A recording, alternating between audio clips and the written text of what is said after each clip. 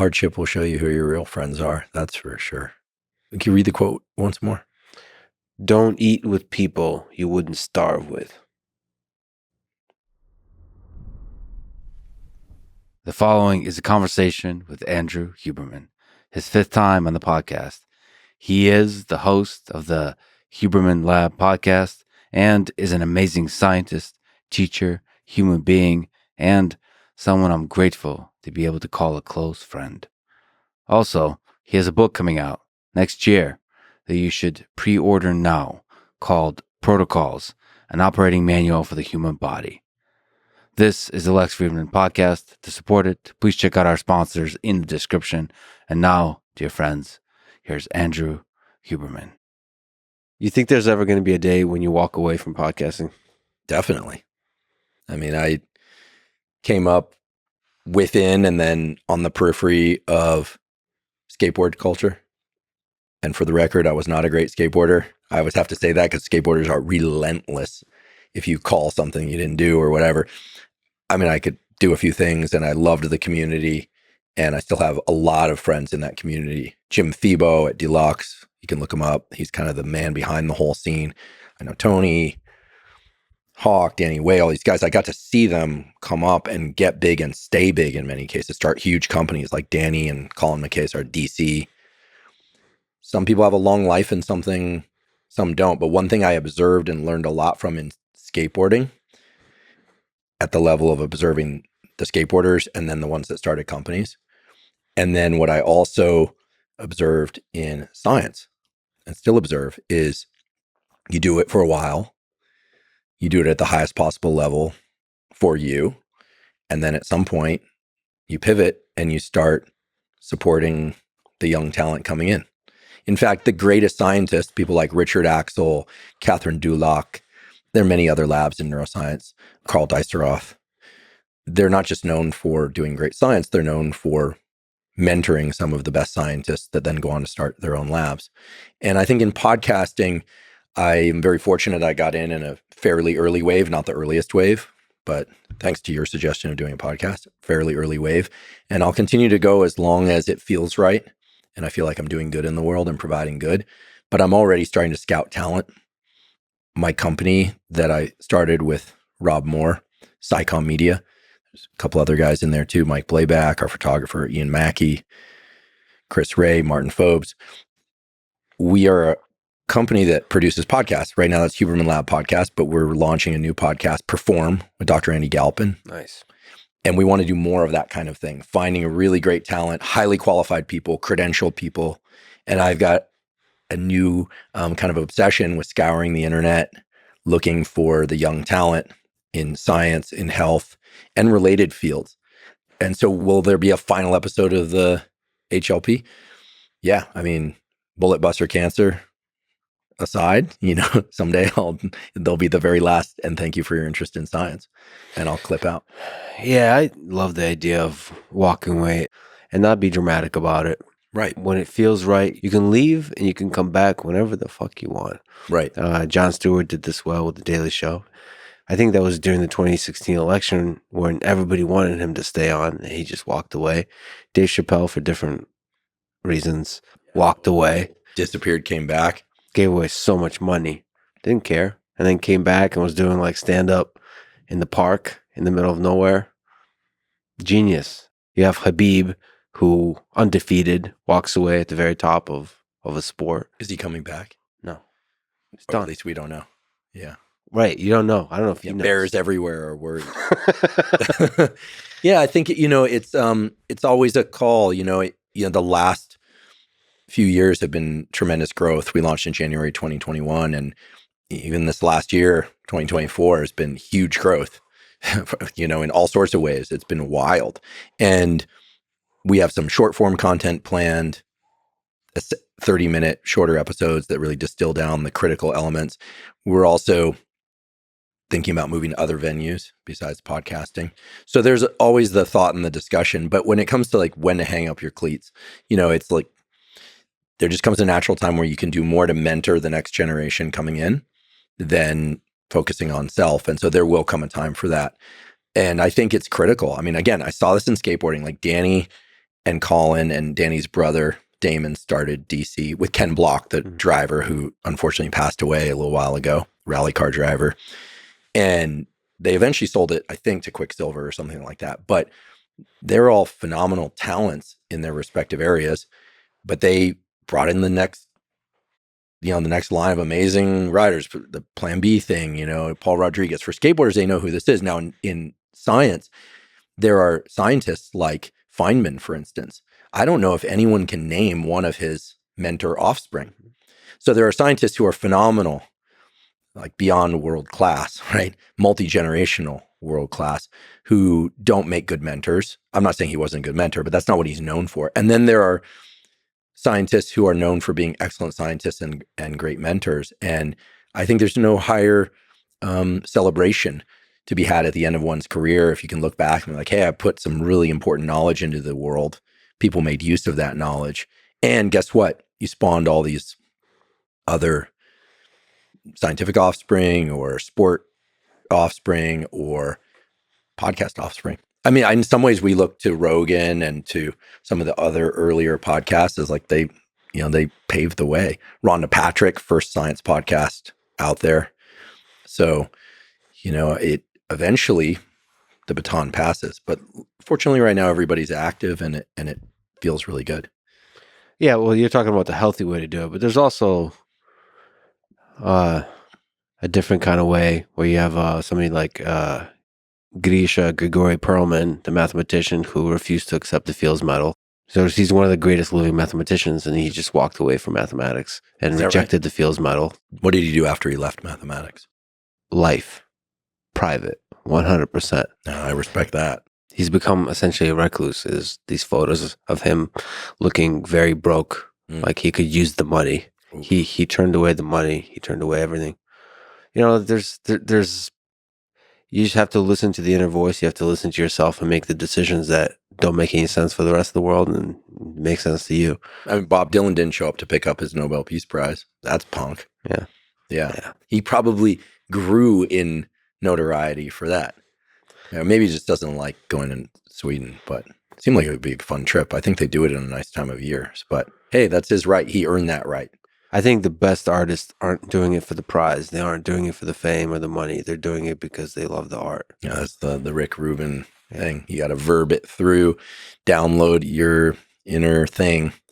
I don't think we've talked about this obsession that I have about how Rick has this way of being very, very still in his body, but keeping his mind very active as a practice.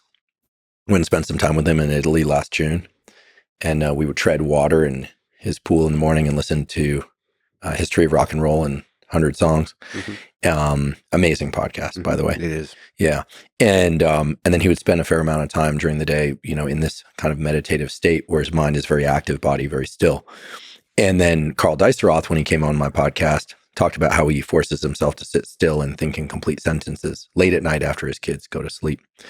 And there's a state of mind, rapid eye movement sleep, where your body is completely paralyzed and the mind is extremely active. And people credit rapid eye movement sleep with some of the more elaborate emotion-filled dreams and the source of many ideas. And there are other examples. Einstein, people described him as taking walks around the Princeton campus, then pausing and would ask him what was going on. And the idea that his mind was continuing to churn forward at a high rate.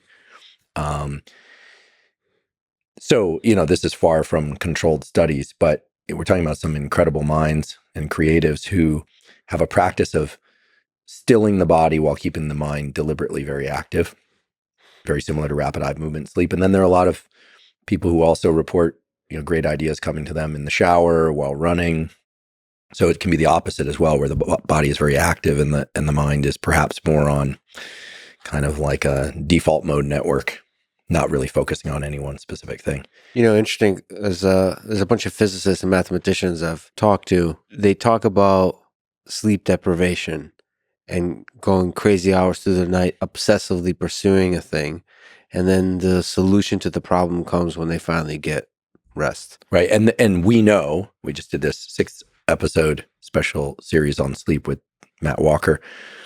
we know that when you deprive yourself of sleep and then you get sleep, you get a rebound in rapid eye movement sleep. You get a higher percentage of rapid eye movement sleep.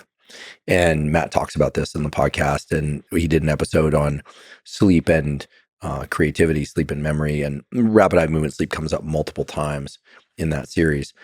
There's also some very interesting stuff about cannabis withdrawal and rapid eye movement sleep. People who are coming off cannabis often will suffer from insomnia, but when they finally do start sleeping, they like dream like crazy. Cannabis is a very controversial topic right now. Oh yeah, I saw that. Yeah. What happened? There's a bunch of drama around episode you did on cannabis. Yeah, we did an episode about cannabis, talked about the health benefits and the potential risks, right? It's neither here nor there. Depends on the person, depends on the age, depends on genetic background, a number of other things. We published that episode well over a year ago, and it had no issues online, so to speak. And then a clip of it was put to X, where, the real action occurs, as you know, your favorite spot. Yeah, the 4-ounce gloves as opposed to the 16-ounce gloves. That is X versus Instagram or YouTube. There was kind of an immediate dogpile from a few people in the cannabis research field. The PhDs and MDs, yeah. There were people on our side. There were people not on our side. I mean, the statement that got things riled up the most was this notion that for certain individuals, there's a high potential for inducing psychosis with high THC containing cannabis. For certain individuals, not all. That sparked some issues. There was really a split. You see this in different fields. There was one person in particular who came out swinging with language that, in my opinion, is not like of the sort that you would use at a university venue, especially among colleagues. But that's fine. We're all grown-ups. Well, for me, from my perspective, it was strangely rude. And it had an air of like elitism that, to me, was at the source of the problem during COVID that led to the distrust of science and the popularization of disrespecting science because so many scientists spoke with an arrogance and a douchebaggery that I wish we would have a little bit less of. Yeah, it's tough because most academics don't understand that people outside the university system are they're not familiar with like the inner workings of science and the culture, and so you have to be very careful how you present when you're a university professor. And when he came out swinging at some a 4-letter word type language, and he was obviously upset about. So I simply said what I would say anywhere, which was, "Hey, look, you come on the podcast, let's chat, and why don't you tell me where I'm wrong, and let's discuss." And fortunately, he agreed. And initially, he said, "Well, no, how can I be sure you're not going to misrepresent me?" And so I said, we got on a DM, then an email, then eventually phone call, and just said, "Hey, listen, like, you're welcome to record the whole conversation. We've never done a gotcha on my podcast, and let's just get to the heart of the matter. I think this little controversy is perfect kindling for a really great discussion." And he had some other conditions that we worked out, and I felt like, cool, like he's really interested. You get a very different person on the phone than you do on Twitter. I will say he's been very collegial, and that conversation is on the schedule. I said, we'll fly you out, we'll put you up. He said, no, he wants to fly himself. He really wants to make sure that there's like kind of a space between, I think some of the perception of science and health podcasts in the academic community is that it's all designed to sell something. No, we run ads so it can be free to everyone else. Yeah. But I think, look, in the end, he agreed, and I'm excited for the conversation. It was interesting because in the wake of that little exchange, there's been a bunch of press from traditional press about cannabis has now surpassed alcohol in many cultures as within the United States. As when I say cultures, I mean demographics. The United States as the drug of choice.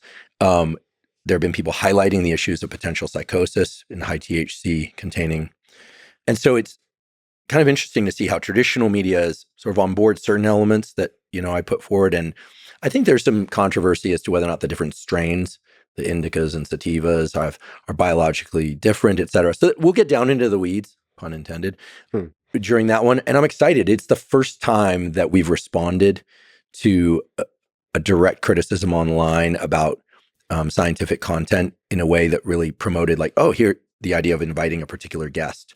And so it's great. Let's get a guest who is expert in cannabis. I believe, I could be wrong about this, but he's a behavioral neuroscientist, is slightly different training. But look, he seems highly credentialed. It'll be fun. And we welcome that kind of exchange. And I'm not being diplomatic. I'm just saying, it's cool. He's coming on. No, and he was friendly on the phone, right? He literally came out online and was basically kind of F you. F this and F you. But you get someone on the phone, it's like, hey, how's it going? And they're like, oh yeah, well, there was an immediate apology of hey, listen, I came out, normally I'm not like that, but online, Oh, yeah? You get a different. Oh, yeah? Okay, listen. Yeah. So it's a little bit like jujitsu, right? People say all sorts of things, I guess, but if you're all right, well, let's go, then it's probably a different story. It's not like jiu-jitsu, because in jiu-jitsu people don't talk shit because they know what the consequences are. let me just say, on mic and off mic, you have been very respectful towards this person, and I look up to you and respect you and admire the fact that you have been. That said, to me, that guy was being a dick, and when you graciously, politely invited him on the podcast, he was still talking down to you the whole time.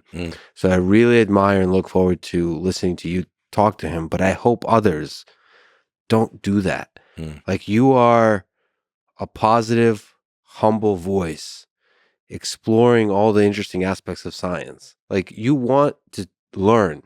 If you've got anything wrong, you want to learn about it. The way he was being a dick, I was just hurt a little bit, not because of him, but because there's some people I really, really admire, brilliant scientists that are not their best selves on Twitter, on X. Definitely. I don't understand what happens to their brain. Well, they regress. They regress, and they also are protected. When you remove no scientific argument should ever come to physical blows, right? But when you remove the real world thing of being right in front of somebody, people will throw all sorts of stones at a distance, and over a wall, and they've got their wife or their husband or their boyfriend or their dog or their cat to go cuddle with them afterwards. But you get in a room and it's confrontational people in real life are pretty rare, but hopefully if they do it, they're willing to back it up with knowledge in this case, right? We're not talking about physical altercation. Yeah. He kept coming and he kept putting on conditions. How do I know you want this? And I was like, well, you can record the conversation. How do I know you want that? Listen, we'll pay for you to come out. How do you know? And eventually he just kind of relented and to his credit, he's agreed to come on. He still has to show up, but once he does, we'll treat him right like we would any other guest. Yeah, you treat people really well, and I just hope that people are a little bit nicer on the internet. Yeah, well, X is an interesting one because it thickens your skin, to go on there. You have to be ready to deal with. Sure, but I can still criticize people for being douchebags because that's still not good inspiring behavior, especially for scientists that should be sort of symbols of scientific thinking, which requires intellectual humility. Humility is a big part of that, and Twitter is a good place to illustrate that. Yeah, years ago I was a student in TA, then instructor, and then directed a Cold Spring Harbor course on visual neuroscience. These are summer courses that explore different topics. And at night we would host what we hoped were battles in front of the students, where you'd get two people on it. Would it be neural prosthetics or molecular tools that would first, restore vision to the blind kind of arguments? And it's kind of a silly argument because it's going to be a combination of both, right? But you'd get these great arguments, but the arguments were always couched in data. And occasionally you'd get somebody would go or would curse or something, but it was the rare, very, very well placed, insult. It wasn't, coming out swinging. I think ultimately, Twitter's a record of people's behavior. The internet is a record of people's behavior. And here I'm not talking about news reports about people's behavior. I'm talking about how people show up online is really important. You've always carried yourself with a ton of composure and respect, and you would hope that people would grow from that example. Well, I'll tell you that the podcasters that I'm scouting, it's their energy, but it's also how they treat other people, how they respond to comments, and we're blessed to have pretty significant reach. When we put out a podcast like of someone else's podcast, it goes far and wide. So like a skateboard team, like a laboratory where you're selecting people to be in your lab, you want to pick people that you would enjoy working with and that are collegial. Etiquette is lacking nowadays, but you're in the suit and tie, you're bringing it back. You said that your conversation with James Hollis, a Jungian psychoanalyst, had a big impact on you. What do you mean? James Hollis is a 84-year-old Jungian psychoanalyst who's written 17 books, including Under Saturn's Shadow, which is on the healing and trauma of men, the Eden Project, which is about relationships and creating a life. I discovered James Hollis in an online lecture that was recorded, I think, in San Diego. It's on YouTube. The audio is terrible, called Creating a Life. And this was somewhere in the 2011 to 2015 span. I can't remember. And I was on my way to Europe, and I called my girlfriend at the time. I was like, I just found the most incredible lecture I've ever heard. And he talks about the shadow. He talks about your developmental upbringing and how you either align with or go 180 degrees off your parents' tendencies and values in certain areas. He talked about the specific questions to ask of oneself at different stages of life to live a full life. So it's always been a dream of mine to meet him and to record a podcast. And he wasn't able to travel, so our team went out to DC and sat down with him. We rarely do that nowadays. People come to our studio. And he came in, he had some surgeries recently, and he kind of came in with some assistance from a cane, and then sat down and just blew my mind. From start to finish, he didn't miss a syllable.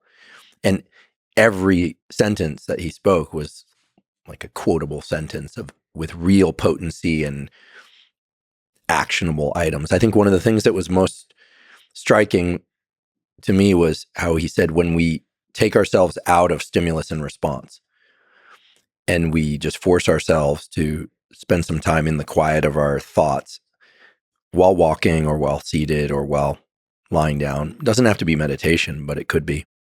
That we access our unconscious mind in ways that reveals to us who we really are and what we really want. And that if we do that practice repeatedly, 10 minutes a day here, 15 minutes a day there, that we start to really touch into our unique gifts and the things that make us each us and the directions we need to take.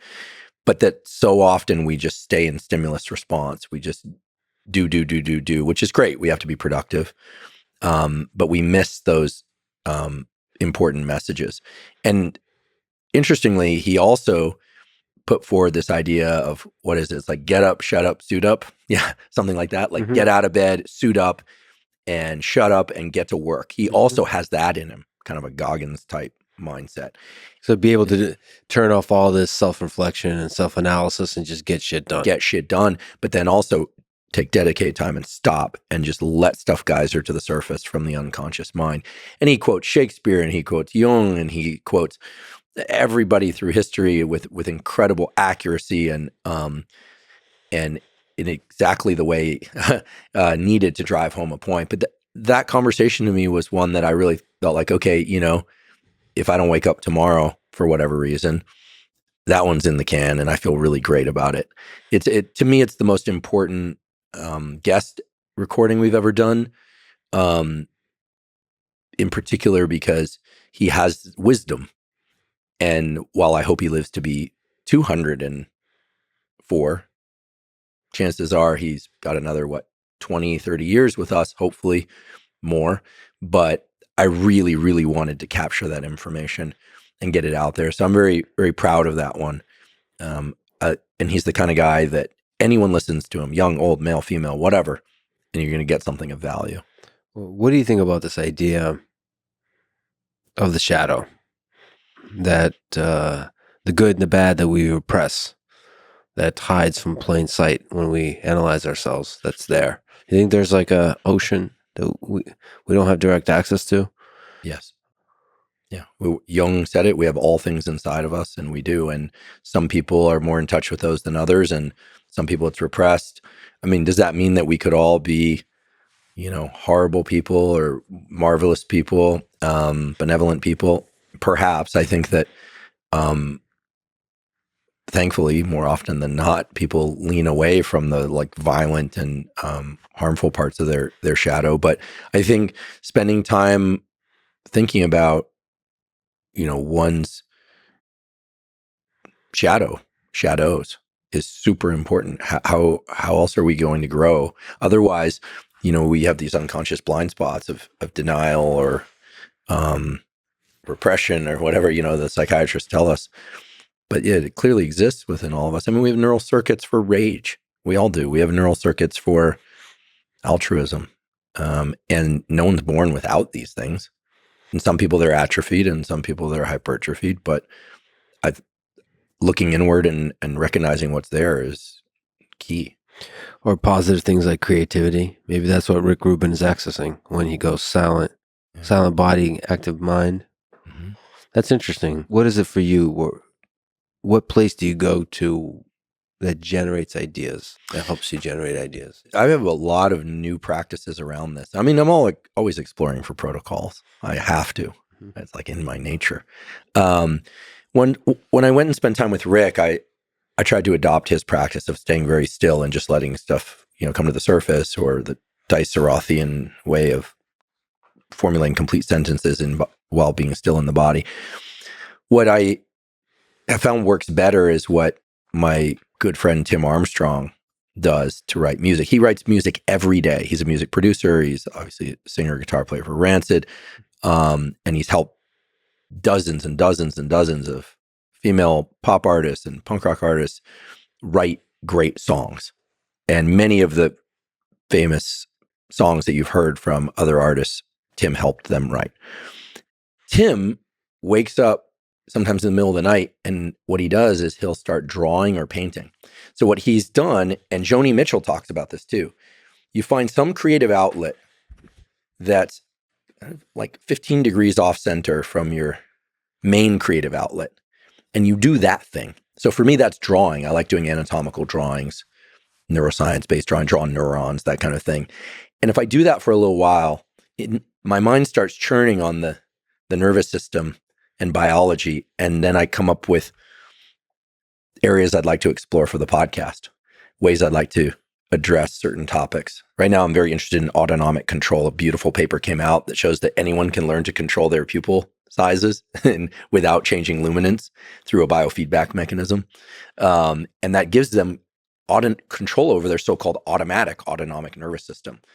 And I've been looking at what the circuitry is, and it's beautiful. So I'll draw the circuitry that we know underlies autonomic function. And as I'm doing that, I'm thinking, what about autonomic control and those people that supposedly can control their pupil size? Then you go in and there's a paper published in Nature Press, one of the nature journals, and there's a recent paper on this. I'm like, oh, cool. And then we talk about this. And then how could this be put into a kind of a post, or how could this, so doing things that are about 15 degrees off center from your main thing is a great way to access, I believe, the circuits for, in Tim's case, painting goes to songwriting. I think for Joni Mitchell, that was also the case, right? I think it was drawing and painting to singing and songwriting. For Rick, I don't know what it is. Maybe it's listening to podcasts. I don't know. That's his business. Do you have anything that you like to focus on that allows you then an easier transition into your main creative work? No, I really like to focus on emptiness and silence. So I pick the dragon I have to slay. So whatever the problem I have to work on, and I just sit there and stare at it. I love how fucking linear you are. And if you're tired, I'll just sit. I believe in the power of just waiting. And usually I'll stop being tired, or their energy rises from somewhere, or an idea pops from somewhere, but there needs to be a silence and an emptiness.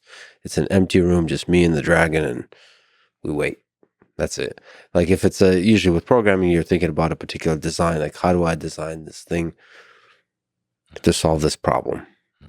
any cognitive enhancers. I've got quite the gallery in front of me. Oh, that's right. Yeah. Should we walk through this? Yeah. This is not a sales thing. It's just I tend to do this bounce back and forth. Your refrigerator just happened to have a lot of different choices. So water. This is all of my refrigerator. I know, right? There's no food in there. There's water.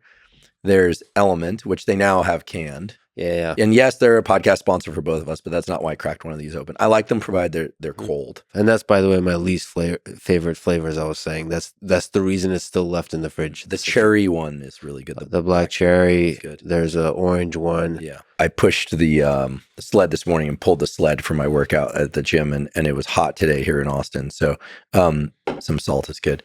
And then Matina Yerba Mate, zero sugar. Full confession, I helped develop this. I'm a partial owner, but I love Yerba Mate. Half Argentine, been drinking mate since I was a little kid. There's actually a photo somewhere on the internet when I'm like 3 sitting on my grandfather's lap, sipping mate out the gourd. And then this, you might find interesting, this is just a little bit of coffee with a scoop of, Brian Johnson gave me cocoa, just like pure unsweetened cocoa. Mm-hmm. So I put that in chocolate and I like it. It just for the taste. Well, it actually nukes my appetite. And since we're not going out to dinner tonight until later, I figure that's good. Yeah, Brian's an interesting one, right? He's really pushing this thing. The optimization of everything. Yeah. Although he just hurt his ankle. He posted a photo that he hurt his ankle. So now he's injecting BPC, body protection compound 157, which many people are taking, by the way. I did an episode on peptides. Mm-hmm. I should just say, BPC 157, one of the known effects in animal models is angiogenesis, like development of new vasculature, which can be great in some context, but also if you have a tumor, you don't really want to vascularize that tumor anymore. So I worry about people taking BPC 157 continually, but, and there's very little human data. I think there's like one study and it's a lousy one. So a lot of animal data. Some of the peptides are interesting. However, there's one that I've experimented with a little bit called pinealin, which I find even if I've just taken it twice a week before sleep, then it seems to do something to the circadian timekeeping mechanism, because then on other days when I don't take it, I get unbelievably tired at that time that normally I would do the injection. These are things that I'll experiment with for a couple of weeks and then typically stop, maybe try something else. But I stay out of things that really stimulate any of like major hormone pathways when it comes to peptides. That's actually a really good question of how do you experiment? Like how long do you try a thing to figure out if it works for you? Well, I'm very sensitive to these things. So I have been doing a lot of things for a long time. So if I add something in, it's always one thing at a time. And I notice right away if it does not make me feel good. Like there's a lot of excitement about some of the so-called growth hormone secretagogues, ipamorelin, testosterone, sermorelin. I've experimented a little bit with those in the past, and they've nuked my rapid eye movement sleep, but given me a lot of deep sleep, which doesn't feel good to me, but other people like them. I also just generally try and avoid taking peptides that tap into these hormone pathways because you can run into all sorts of issues, but some people take them safely. But usually after about 4 or 5 days, I know if I like something or I don't, and then I move on. But I am not super adventurous with these things. I know people that will take cocktails of peptides with multiple things. They'll try anything. That's not me. And I do blood work. But also I'm mainly reading papers and podcasting, and I'm teaching a course next spring, Stanford. I'm going to do a big undergraduate course. So I'm trying to develop that course and things like that. So I don't need to lift more weight or run further than I already do, which is not that much weight or far as it is. Right. You're not going to the Olympics. You're not trying to truly maximize some aspect of your performance. No, and I'm not trying to get down below whatever, 7% body fat or something. I don't have those kinds of goals. So hydration, electrolytes, caffeine in the form of mate, and then this coffee thing. And then here's one that I think I brought out for discussion. This is a piece of Nicorette. They're not a sponsor. Nicotine is an interesting compound. It will raise blood pressure, and it is probably not safe for everybody. But the nicotine is gaining in popularity like crazy. Mainly these pouches that people put in the lip. We're not talking about smoking, vaping, dipping, or snuffing. My interest in nicotine started. This was in 2010. I was visiting Columbia Medical School, and I was in the office of the great neurobiologist Richard Axel, won the Nobel Prize, co-recipient with Linda Buck for the discovery of the molecular basis of olfaction. brilliant guy. He's probably in his late 70s now, probably. Yeah. And he kept popping Nicorette in his mouth. Mhm. And I was like, what's this about? And he said, oh, well, this was just anecdote, right? But he said this. He said, oh, well, it protects against Parkinson's and Alzheimer's. I said, it does? And he goes, yeah. I don't know if he was kidding or not. He's known for making jokes. And then he said that when he used to smoke, it really helped his focus and creativity. But then he quit smoking because he didn't want lung cancer. And he found that he couldn't focus as well. So he would choose Nicorette. So occasionally, like right now, I do a half a piece, but I'm not Russian. So I'm a little, did you just pop the whole thing in your mouth? Mm-hmm. So I'll do a couple milligrams every now and again. And it definitely sharpens the mind on an empty stomach in particular, but you fast all day. You're still doing 1 meal a day. 1 meal a day. Yeah. Yeah, I did a nicotine pouch with Rogan at dinner, and I got high. Yeah, that's a lot. That's like usually 6 or 8 milligrams. I know people that get a canister of Zyn, take one a day. Pretty soon they're taking a canister a day. So you have to be very careful. I will only allow myself 2 pieces of Nicorette total per week. And you will notice that, in the day after you use it, sometimes your throat will feel a little bit like a little spasmy, like you might want to cough once or twice. And so, if you're a singer or you're a podcaster or something, you have to do long podcasts. You want to just be mindful of it. But yeah, you're supposed to kind of like keep it in your cheek and here we go. But it did make me intensely focused in a way that was a little bit scary because the nucleus basalis is in the, in basal forebrain nucleus has cholinergic neurons that radiate out axons, little wires that release acetylcholine into the neocortex and elsewhere. And when you focus on one particular topic matter or one particular area of your visual field or listening to something and focusing visually, we know that there's an elaboration of the amount of acetylcholine released there, and it binds to nicotinic acetylcholine receptor sites there. So it's a kind of an attentional modulation by acetylcholine. So you're getting with nicotine, you're getting a exogenous or artificial heightening of that circuitry. And the time I had Tucker Carlson on the podcast, he told me that apparently it helps him, as he said publicly, keep his love life vibrant. Really? It causes vasoconstrictions. Well, he literally said it makes his dick really hard. He said that publicly also. Okay, well, as little as I want to think about Tucker Carlson's sex life, no disrespect, the major effect of nicotine on the vasculature, my understanding is that it causes vasoconstriction, not vasodilation. Drugs like Cialis, tadalafil, Viagra, et cetera, are vasodilators. They allow more blood flow. Nicotine does the opposite, less blood flow to the periphery, but provided dosages are kept low. And I don't recommend people use it frequently or at all. And I don't recommend young people use it, 25 and younger. Brain's very plastic at that time. And certainly smoking, dipping, vaping, and snuffing aren't good because you're going to run into trouble for other reasons. But in any case, and even there, vaping is a controversial topic. Probably safer than smoking, but has its own issues. And I said something like that, and boy, did I catch a lot of heat for that. You can't say anything as a health science educator and not piss somebody off. It just depends on where the center of mass is and how far outside that you are. For me, the caffeine is the main thing. And actually, it's a really big part of my life. And one of the things you recommend that people wait a bit in the morning to consume caffeine. If they experience a crash in the afternoon. This is one of the misconceptions I regret maybe even discussing it for people that crash in the afternoon. Oftentimes, if they delay their caffeine by 60 and 90 minutes in the morning, they will offset some of that. But if you eat a lunch that's too big or you didn't sleep well the night before, you're not going to avoid that afternoon crash.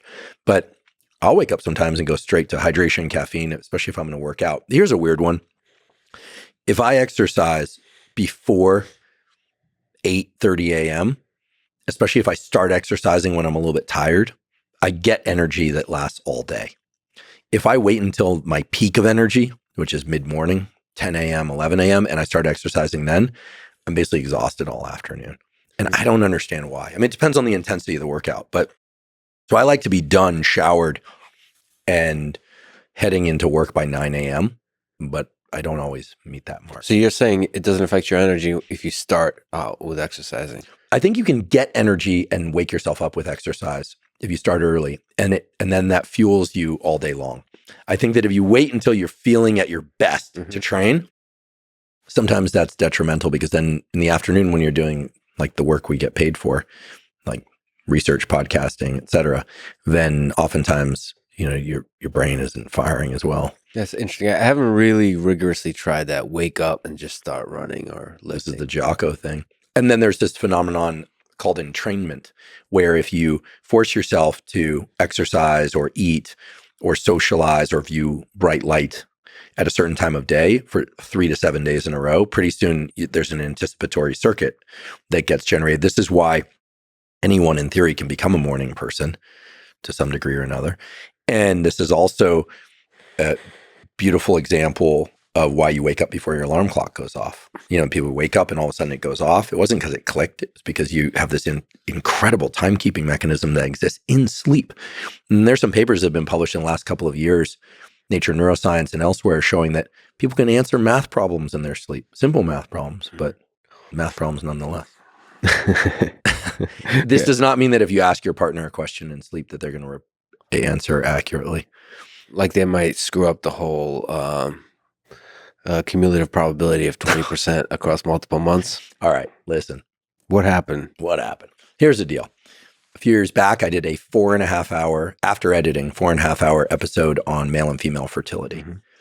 The entire recording took 11 hours. And at one point during and by the way, I'm very proud of that episode. There's many couples have written to me and said they now have children as a consequence of that episode. And my first question is, what were you doing during the episode? But in all seriousness, we should say that it's 4.5 hours. Yeah. And for people, and they should listen to the episode, it's extremely technical episode. Like you're nonstop dropping facts and referencing huge number of papers. It must be exhausting. I don't understand how you can possibly. It talks about sperm health, spermatogenesis. It talks about the ovulatory cycle. It talks about things people can do that are considered absolutely supported by science. It talks about some of the things kind of out on the edge a little bit that are a little bit more experimental. It talks about IVF. It talks about ICSI. It talks about all of that. It talks about frequency of pregnancy as a function of age, et cetera. But there's this one portion there in the podcast where I'm talking about the probability of a successful pregnancy as a function of age. And so there was a clip that was cut in which I was describing cumulative probability. And by the way, we've published cumulative probability histograms in many of my laboratory's papers, including one that was a Nature article in 2018. So we run these all the time. And yes, I know the difference between independent and cumulative probability. Yeah, that's like, I do. The way the clip was cut and what I stated, unfortunately, combined to a pretty great gaffe, where I say, you're just adding percentages, 20 to 120%. And then I made a kind of, unfortunately, my humor isn't always so good. And I made a joke. I said 120%, but that's a different thing altogether. What I should have said was, that's impossible, and here's how it actually works. But then it continues where I then describe the cumulative probability histogram for successful pregnancy. But somewhere in the early portion, I misstated something, right? I made a math error, which implied I didn't understand the difference between independent and cumulative probability, which I do. And it got picked up and run, and people had a really good laugh with that one at my expense. And so what I did in response to it was, rather than just say everything I just said now, I just came out online and said, hey, folks, in an episode dated this on fertility, I made a math error. Here is the formula for cumulative probability, successful pregnancy at that age. Here's the graph. Here's the, and I offered it as a teaching moment in two ways. One, for people to understand cumulative probability. It was sort of interesting too. A number of people that had come out critiquing the gaffe, also like Balaji and folks came out pointing out that they didn't understand cumulative probability. So there was a lot of posturing, the dog pile. Oftentimes people are quick to dog pile. They didn't understand, but a lot of people did understand. Some smart people out there, obviously. I called my dad and he was just laughing. He goes, "Oh, this is good. This is like the old school way of hammering academics." But the point being, it was a teaching moment. Gave me an opportunity to say, "Hey, I made a mistake." I also made a mistake in another podcast where I did a micron to millimeter conversion or centimeter conversion. And we always correct these in the show note captions. We correct them in the audio now. Unfortunately, on YouTube, it's harder to correct. You can't go and edit in segments. So we put in the captions.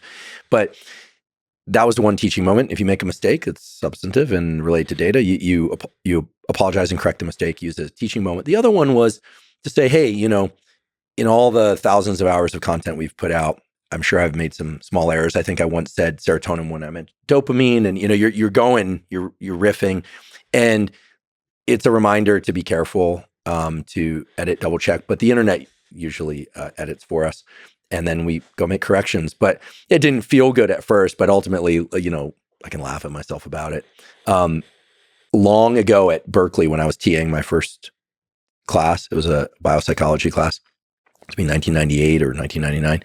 I was drawing the pituitary gland, which is, it has an anterior and a posterior lobe. Actually, there's a medial lobe too. I have 500-600 students in that lecture hall. And I drew a chalkboard and I drew the two lobes of the pituitary. And I said, my back was to the audience. I said, and so they just sort of hang there. Mm-hmm. And everyone just erupted in laughter because it looked like a scrotum with two testicles. Mm-hmm. And I remember thinking like, oh my God, like, I don't think I can turn around, like, and face this, and I'm like, oh, I got to turn around sooner or later. So I turned around and we just all had a big laugh together. Mm-hmm. It was embarrassing. I'll tell you one thing though, they never forgot about the two lobes of the pituitary. Yeah. And you haven't forgotten about that either. Right. There's a high salience for these kinds of things.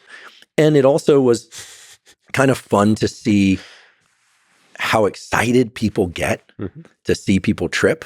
It's like an elite sprinter trips and does something stupid, like, runs the opposite direction out the blocks or something like that. I recall at one World Cup match years ago, a guy scored against his own team. I think they killed the guy. Do you remember that? Mm-hmm. Some South American or Central American team. Yeah. And they killed the guy. But yeah, let's look it up. I just said World Cup. Yeah, he was gunned down. Andres Escobar. Yeah. Scored against his own team in 1994 World Cup in the United States. Just 27 years old, playing for the Colombia national team. Yeah. Last name Escobar. It's a good name. I think it would protect you. Listen, so there's some gaffes that get people killed, right? So, how forgiving are we for online mistakes? It's the nature of the mistakes. People were quite gracious about the gaffe, and some weren't. And it's interesting that we, as public health science educators, we'll do long podcasts sometimes, and you need to be really careful. What's great is AI allows you to check these things now more readily.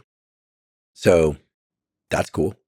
And there are ways that it's now going to be more self-correcting. I mean, I think there's a lot of errors out there on the internet and people are finding them, and it's cool. Like, things are getting cleaned up.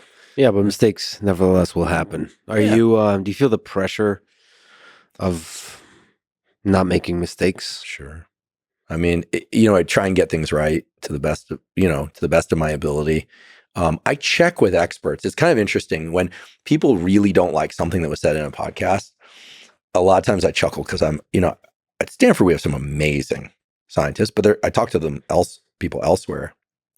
And it's always interesting to me how, I'll get divergent information and then I'll find the overlap in the Venn diagram. And I have this question, do I just stay with the overlap in the Venn diagram? Like, I did an episode on oral health. I didn't know this until I researched that episode, but oral health is critically related to heart health and brain health. There's a bacteria that causes cavities, streptococcus, that can make its way into other parts of the body through the mouth that can cause serious issues. There's the idea that some forms of dementia, some forms of heart disease start in the mouth, basically. I talked to no fewer than 4 dentists, dental experts, and there was a lot of convergence. I also learned that teeth can demineralize. That's the formation of cavities. They can also remineralize. As long as a cavity isn't too deep, it can actually fill itself back in, especially if you provide the right substrates for it. That saliva is this incredible fluid that has all this capacity to remineralize teeth, provided the milieu is right. Things like alcohol-based mouthwashes, killing off some of the critical things you need. It's fascinating. And I put out that episode thinking, oh, well, I'm not a dentist. I'm not an oral health episode, but I talked to a pediatric dentist. There's a terrific one, Dr. Downscore Stacy, Staci, on Instagram, does great content. Talked to some others. And then I just waited for the attack. I was like, here we go. And it didn't come. And dentists were thanking me. I was like, whoa, that's a rare thing. More often than not, if I do an episode about, say, psilocybin or MDMA, you get some people liking it, or ADHD and the drugs for ADHD. We did a whole episode on the Ritalin, Vyvanse, Adderall stuff. You get people saying, thank you. I prescribed this to my kid and it really helps. But they're private about the fact that they do it because they get so much attack from other people. So I like to find the center of mass, report that, try and make it as clear as possible. And then I know that there's some stuff where I'm going to catch shit. What's frustrating for me is when, I see claims that I'm against fluoridization of water, which I'm not, right? We talked about the benefits of fluoride. It builds hyper strong bonds within the teeth. I went and looked at some of the literally the crystal structure, not the crystal structure, but the essentially the micron and submicron structure of teeth. It's incredible, and where fluoride can get in there and form these super strong bonds. And you can also form them with things like hydroxyapatite. And why is there fluoride in water? Well, it's the best. Okay, you say some things that are interesting, but then somehow it gets turned into you're against fluoridization, which I'm not. Or I've been accused of being against sunscreen. I wear mineral-based sunscreen on my face. I don't want to get skin cancer. Or I use a physical barrier. There is a cohort of people out there that think that all sunscreens are bad. I'm not one of them. I'm not what's called a sunscreen truther. But then you get attacked for so we're talking about there are certain sunscreens that are problematic. So and Rhonda Patrick's now starting to get vocal about this. And so there's certain topics, it's interesting, for which you have to listen carefully to what somebody is saying, but there's a lumping as opposed to splitting of what health educators say.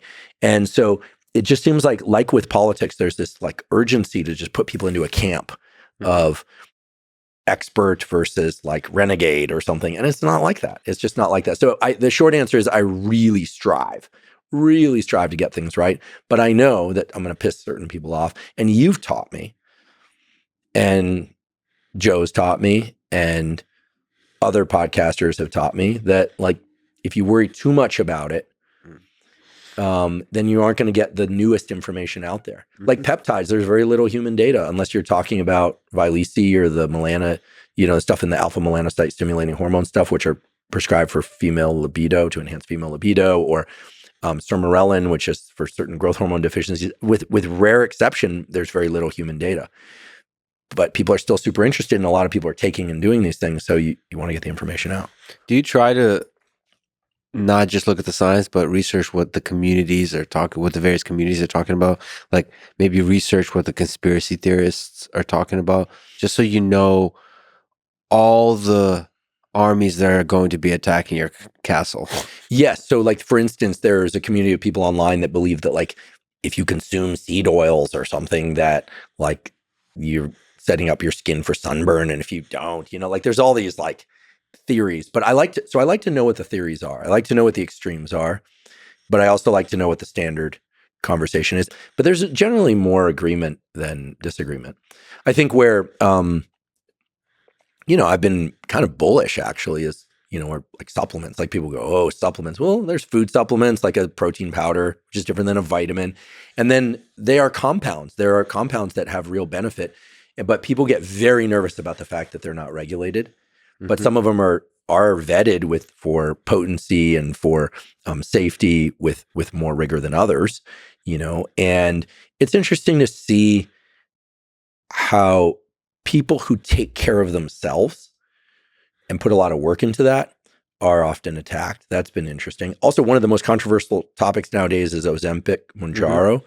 I'm very middle of the road on this. I don't understand why the quote unquote health wellness community is so against these things. I also don't understand why they have to be looked at as the only route. For some people, they've really helped them lose weight. And yes, there can be some muscle loss and other lean body loss, but that can be offset with resistance training. They've helped a lot of people. And other people are like, no, this stuff is terrible. I think the most interesting thing about Ozempic, Mounjaro is that they are GLP-1. They're in the GLP-1 pathway, glucagon-like peptide 1. And it was discovered in Gila monsters, which is a lizard, basically. And now the entomologist will dive on me. It's a big lizard-looking thing that doesn't eat very often. And they figured out that there's this peptide that allows it to curb its own appetite at the level of the brain and the gut. And it has a lot of sequence homology to what we now call GLP-1. So I love anytime there's animal biology links to cool human biology, links to a drug that's powerful that can help people with obesity and type 2 diabetes. And there's evidence that can even curb some addictions. Those are newer data. But I don't see it as either or. In fact, I've been a little bit disappointed at the way that the whatever you want to call it, health, wellness, biohacking community has like slammed on Ozempic, Mounjaro. It's like they're like, just get out and run and do. Listen, there are people who are carrying substantial amounts of weight that running could injure them. They get on these drugs and they can improve, and then hopefully they're also doing resistance training and eating better. And then you're bringing all the elements together.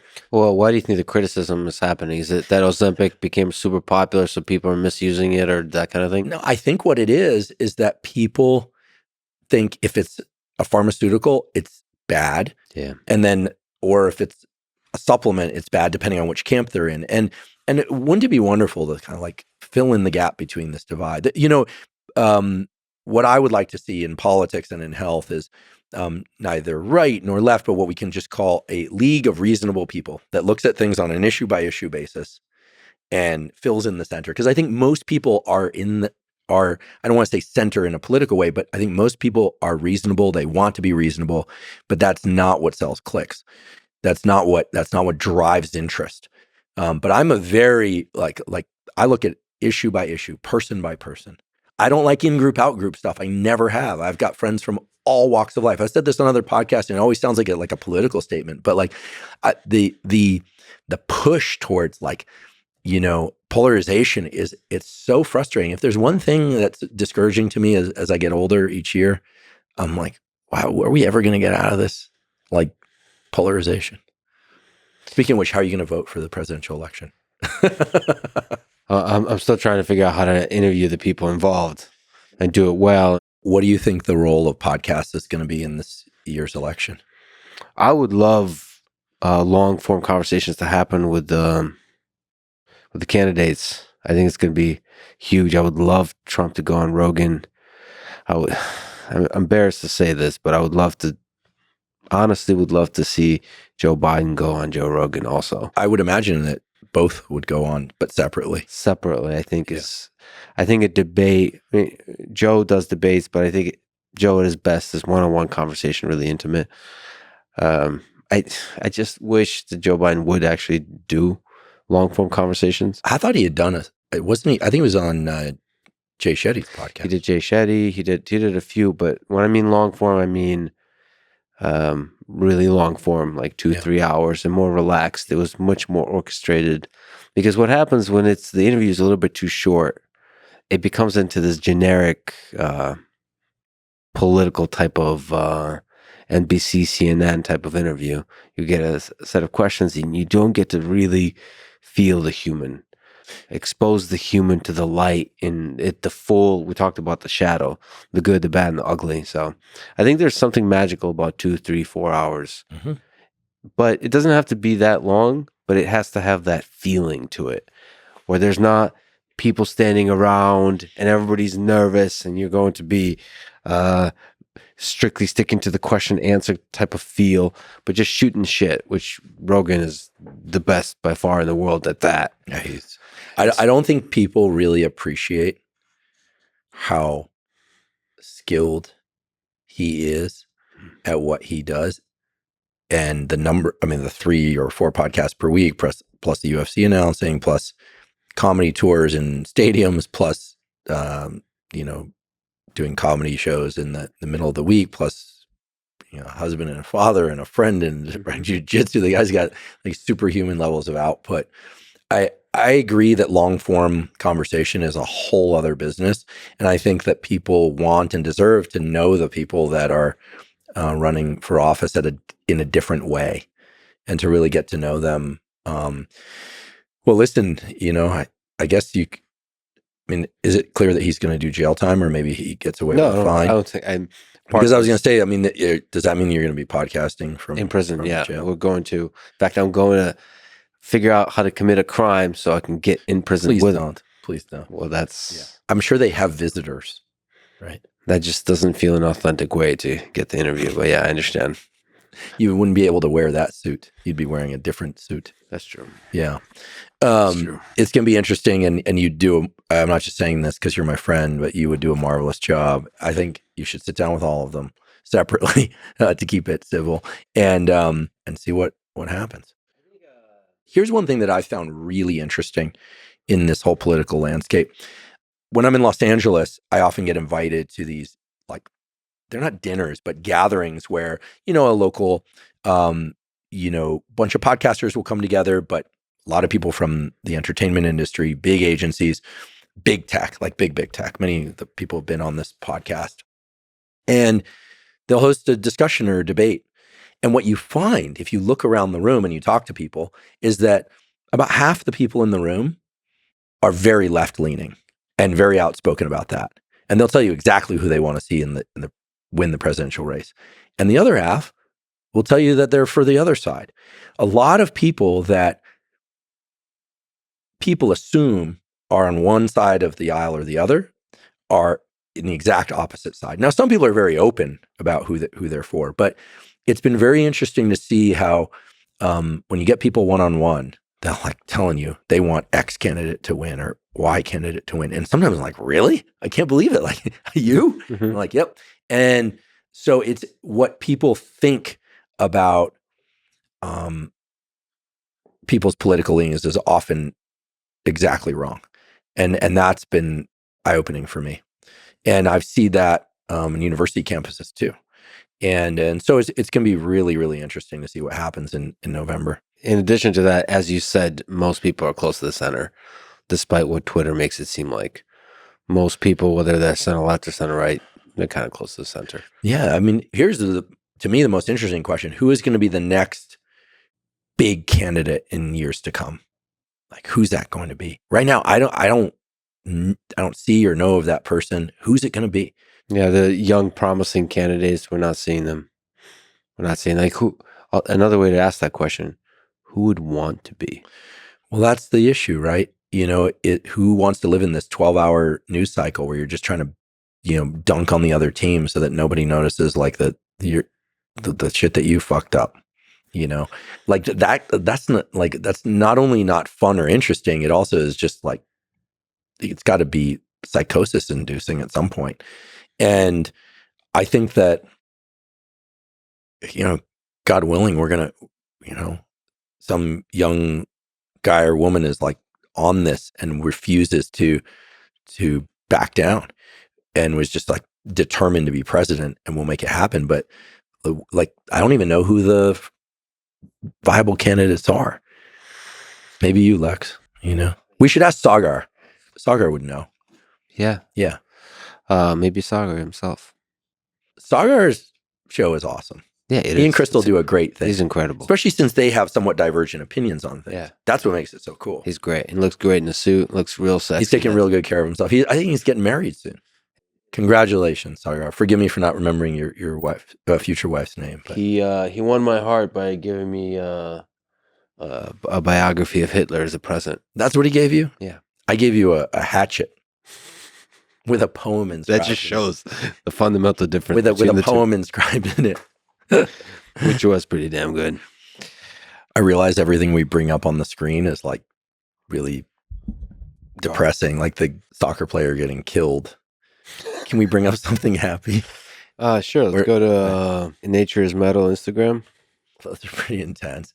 We actually did a collaborative post on a shark thing. Really? Yeah. What kind of shark thing? So to generate the fear VR stimulus for my lab in 2016, we went down to Guadalupe Island off the coast of Mexico. Me and a guy named Michael Muller, who's a very famous portrait photographer, but also takes photos of sharks.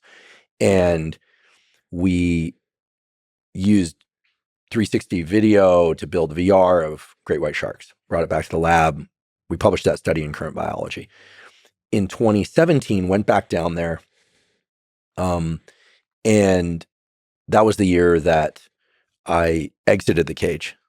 You lower the cage with a crane. And that year I exited the cage. I had a whole mess with a air failure the day before. I was breathing from a hookah line while in the cage. I had no scuba on. Divers were out. The thing got boa constricted up and I had an air failure and I had to actually share air and it was a whole mess. Story for another time. But the next day, because I didn't want to get PTSD and it was pretty scary, the next day I cage exited with some other divers. And it turns out with these great white sharks, in Guadalupe, the water's very clear and you can swim toward them and then they'll veer off you if you swim toward them. Otherwise, they see you as prey. Well, in the evening, you've brought all the cages up and you're hopefully all alive. And we were hanging out fishing for tuna. We had one of the crew on board had a line in the water and was fishing for tuna for dinner. And a shark took the tuna off the line. Mm-hmm. And it's a very dramatic take. And you can see the just absolute size of these great white sharks. The waters there are filled with them. That's the one. So this video, just the Neuralink link, was shot by Matt McDougall, who is the head neurosurgeon at Neuralink. There it is. Takes it. Now, believe it or not, it looks like it missed, like it didn't get the fish. It actually just cut that thing like a bandsaw. So I'm up on the deck with Matt. Yeah. And so when you look at it from the side, you really get a sense of the girth of this freaking thing. So as it comes up, if you look at the size of that thing, and they move through the water with such speed. Just a couple. So when you're in the cage and the cage is lowered down below the surface, they're going around. You're not allowed to chum the water there. Some people do it. And then when you cage exit, they're like, well, what are you doing out here? And then, you swim toward them, they veer off. But what's interesting is that if you look at how they move through the water, all it takes for one of these great white sharks when it sees a tuna or something it wants to eat is like 2 flicks of the tail and becomes like a missile. It's just unbelievable economy of effort. And Ocean Ramsey, who is, in my opinion, the greatest of all cage exit shark divers, this woman who dove with enormous great white sharks, she really understands their behavior, when they're aggressive, when they're not going to be aggressive. She and her husband, Juan, I believe his name is, they understand how the tiger sharks differ from the great white sharks. We were down there basically like not understanding any of this. We never should have been there. And actually, the air failure the day before, plus cage exiting the next day, I told myself after coming up from the cage exit, that's it. I'm no longer taking risks with my life. I want to live. Got back across the border a couple days later, and I was like, that's it. I don't take risks with my life any longer. But yeah, Matt McDougall shot that video, and then it went, quote unquote, viral through Nature is Metal. We passed them that video. Actually, I saw a video where an instructor was explaining how to behave with a shark in the water, and that you don't want to be swimming away because then you're acting like a prey. That's right. And then you want to be acting like a predator by looking at it and swimming towards it. Right towards them, and they'll bank off. Now, if you don't see them, they're ambush predators. And you're swimming in the surface. And apparently if they get close, you should just like guide them away by like grabbing them and moving them away. Some people will actually roll them. But if they're coming in full speed, you're not going to roll the shark. But here we are, back to dark stuff again. I like the shark attack map. And the shark attack map shows that, Northern California, there were a couple. Actually, a guy's head got taken off. He was swimming north of San Francisco. There's been a couple in Northern California. That was really tragic. But most of them are in Florida and Australia. Florida. So the Surfrider Foundation shark attack map, there it is. Yeah. They have a great map. There you go. That's what they look like. They have all the scars on them. So if you zoom in on, look at this. If you go to North America, look at the skulls. There's where they're deadly attacks. But in Northern California, sadly, this is really tragic. If you zoom in on this one, I read about this. This guy, if you click the link, 52-year-old male. He was in chest-high water. This is just tragic. I feel so sad for him and his family. He's just 3 members of the party chose to go in. He was, 9 shy, was in his chest-high water, 25 to 50 yards from shore. Great, breached the water, seized his head, and that was it. So it does happen. It's very infrequent. If you don't go in the ocean, it's a very, very, very low probability. But if it doesn't happen 6 times in a row, no, an 120% chance. Yeah. Who do you think wins, a saltwater crocodile or a shark? Okay.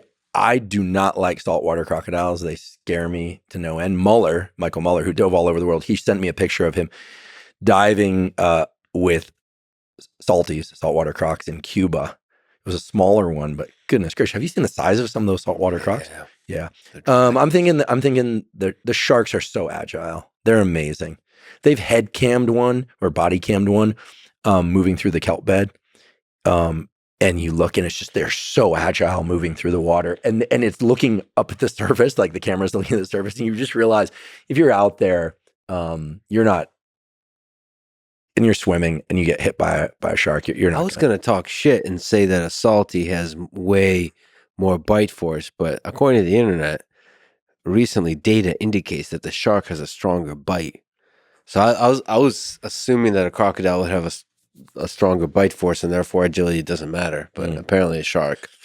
Yeah, and turning one of those big salties is probably not that. Turning around, it's like a battleship. I mean, those sharks are unbelievable. They hit from all sorts. Oh, and they do this thing. We saw this. You're out of the cage or in the cage, and you'll look at one and you'll see its eye kind of like looking at you. They can't really foveate, but they'll look at you, and you're tracking it. And then you'll look down and you'll realize that one's coming at you. They're ambush predators. They're working together. It's fascinating. I like how you know that they can't foveate. Right. You're already considering the vision system there. Yeah. It's a very primitive vision system. Very primitive, eyes on the side of the head. Their vision is decent enough. They're mostly obviously sensing things with their electro sensing in the water, but also olfaction. I spend far too much time thinking about and learning about the visual systems of different animals. If you get me going on this, like, we'll be here all night. See, this is what I have the Smegalodon to. I saw this in a store and I got it because this is from a shark. Goodness. Yeah, I can't say I ever saw one with teeth this big, but just imagine that. It's beautiful.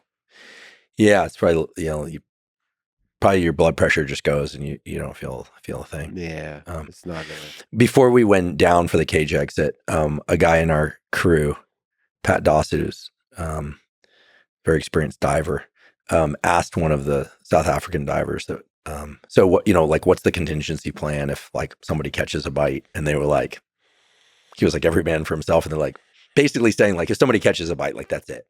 Yeah. Anyway, I thought we were going to bring up something happy.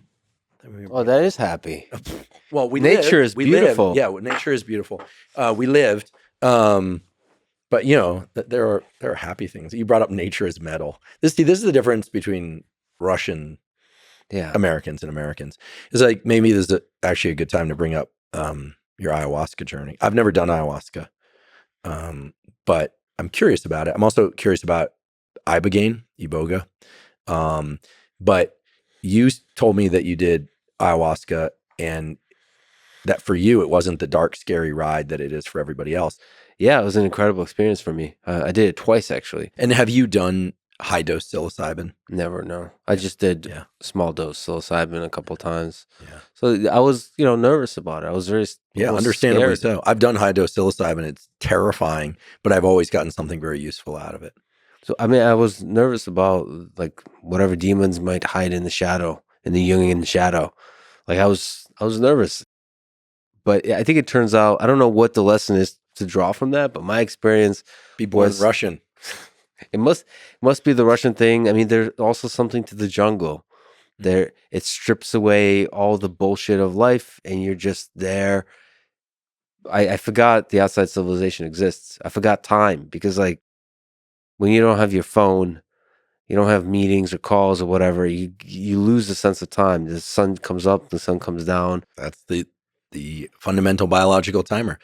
Every mammalian species has a short wavelength. So you think like blue, UV type, but like absorbing cone and a longer wavelength absorbing cone, and it does this interesting subtraction to designate when it's morning and evening, because when the sun is low in the sky, you've got short wavelength and long wavelength light.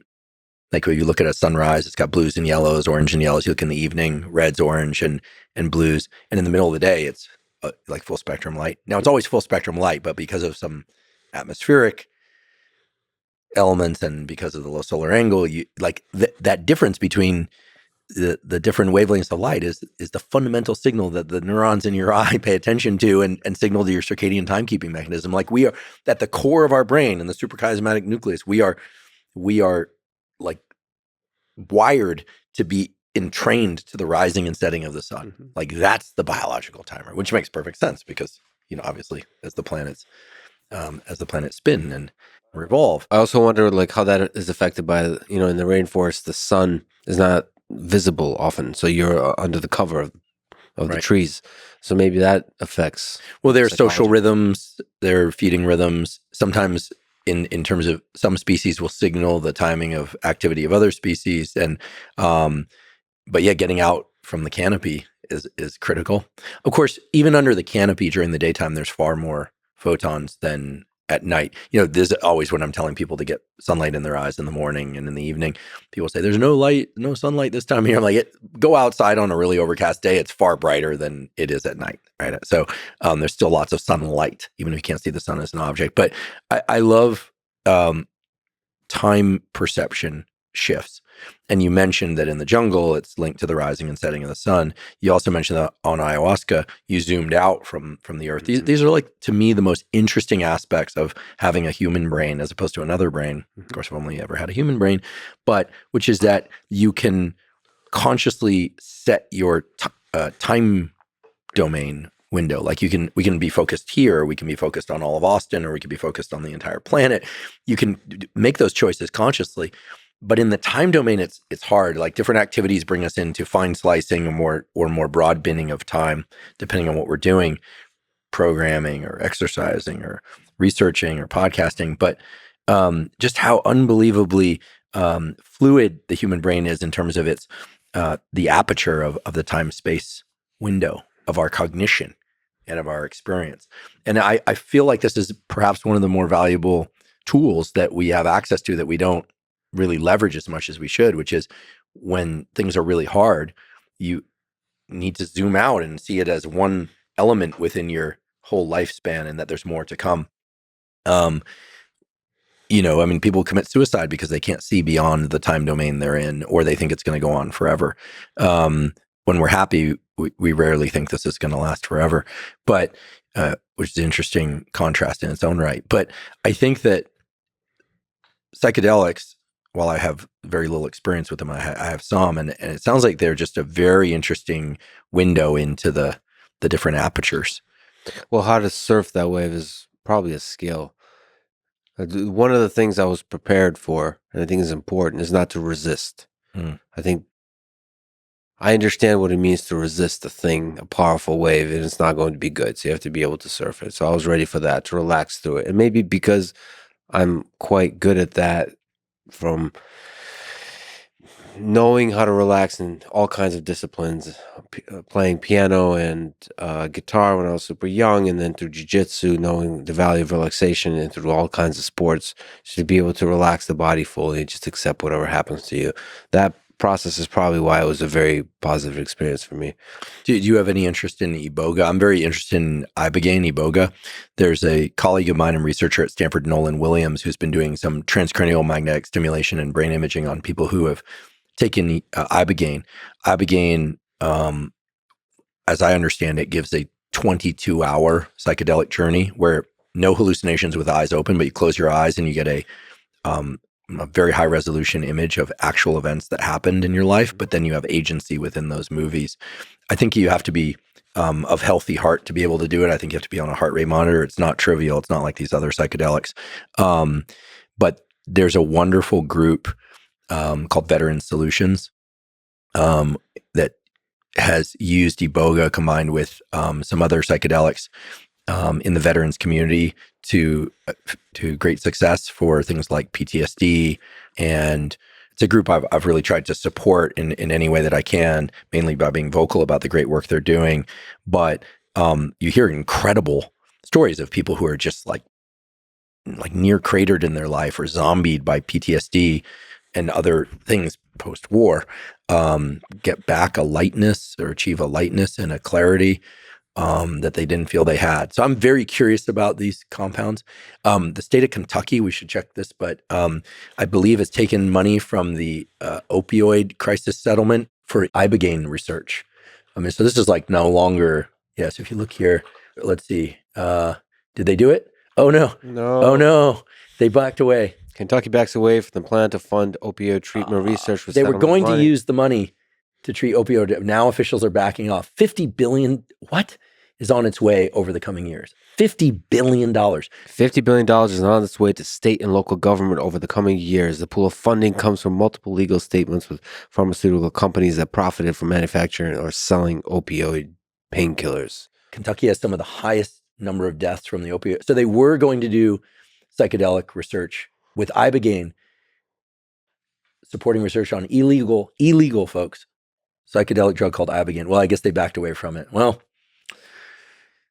sooner or later, we'll get some happy news up on the internet during this episode. I don't know what you're talking about the shark and the crocodile fighting. Yeah, that's true. That's true. And you survived the jungle. Well, that's the thing. I was writing to you on WhatsApp multiple times because I was going to put it on the internet. Are you okay? And if you're like alive, and then I was going to just like put it to Twitter, just like he's alive. But then of course you're far too classy for that, so you just came back alive.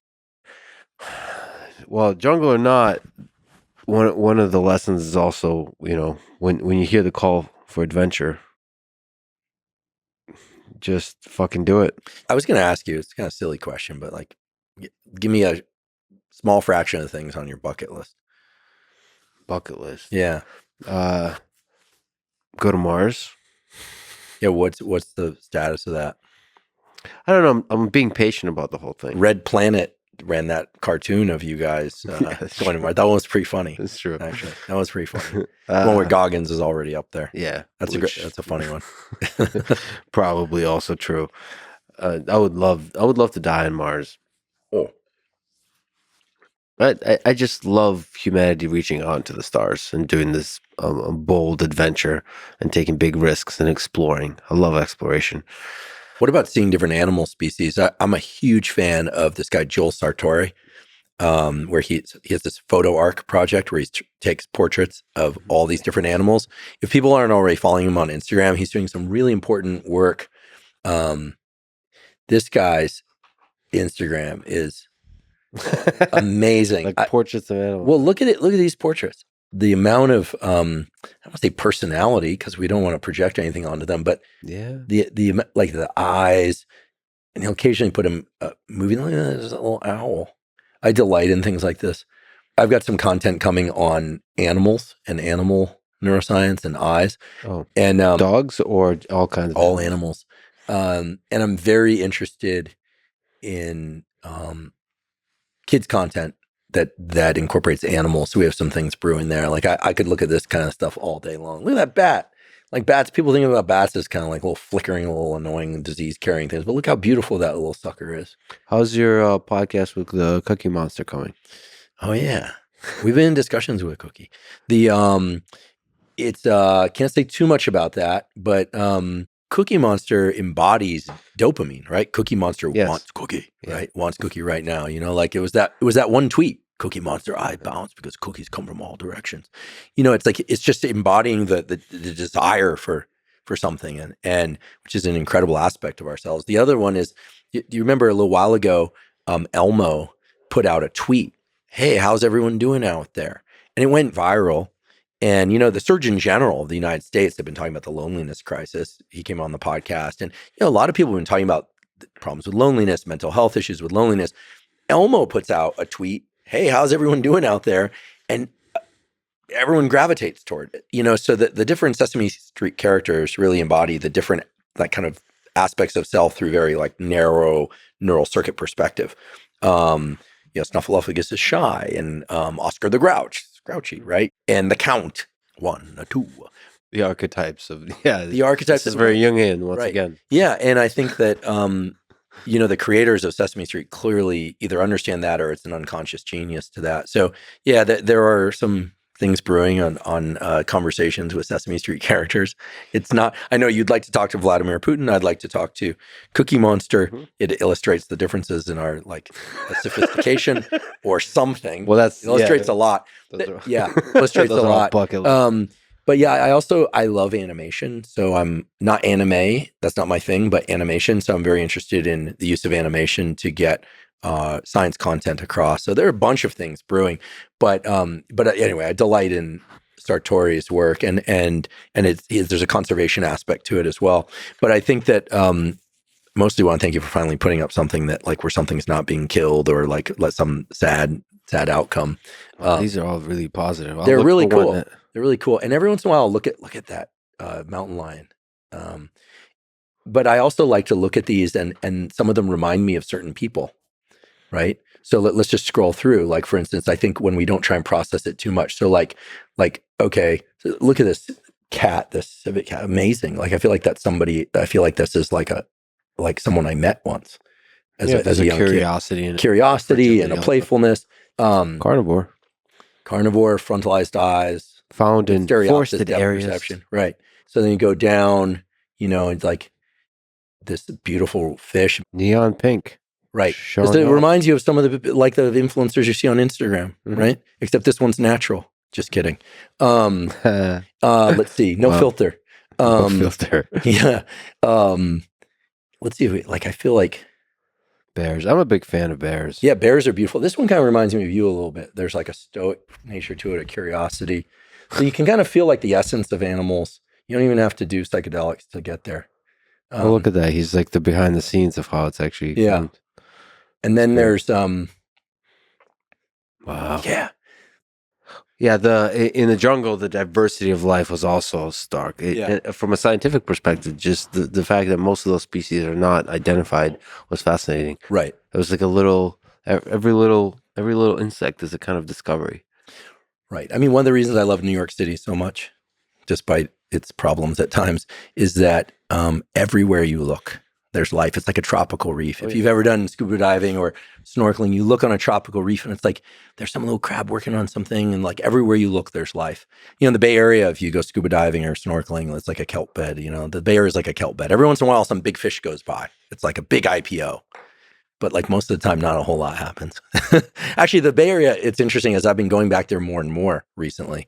There are really cool little subcultures starting to pop up again. Nice. There's incredible skateboarding. The GX 1000 guys are these guys that bomb down hills.